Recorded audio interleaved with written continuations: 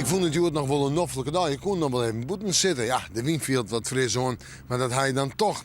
En dan de komende dagen. Het zucht er net echt 10 minuut, maar er zitten toch een paar minder mooie dagen bij. Hè? Het wordt al je wat oors, het wordt al je wat wisselvalliger. We krijgen wat meer buien, we krijgen soms flink wat wetter. Let ik maar beginnen met joen en vannacht. Wel, eerst nog flink opklarings. Let er vannacht toch wel kans op een paar buien of buikers. En dan hakt de meest actieve buien in het watergebied staan, maar daar kans op tonger. En dat geldt ook voor het noordelijke kustgebied. En verder zijn temperatuur, zijn 8, 9 graden. Het 10 graden in de kustgebieden. En zo'n spultje is het dan zowat. De wind uit het zuiden en het zuidwesten waait matig en krachtig. De krachtige wind in het kust- en watergebied. Wel, morgen.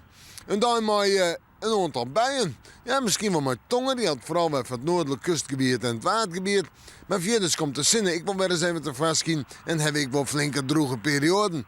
Vooral in de midden, denk ik. En de temperaturen morgen zijn 16, 17 graden. De wind uit het westen en het zuidwesten waait meest westelijk. En die is matig en krachtig.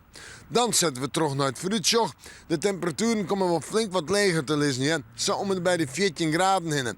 Ja, en een paar een paar buien. Pittige buien ik, maar kans op tongen. Die had vooral van de maandtijd. Maar in de midden, in de joentijd werd de droge perioden. En dan zetten we terug naar het tongetje. Dat we de meest minder dagen steeds maar betekent ruim en letterbuien. En dan hast of hier een dal geen zinnen.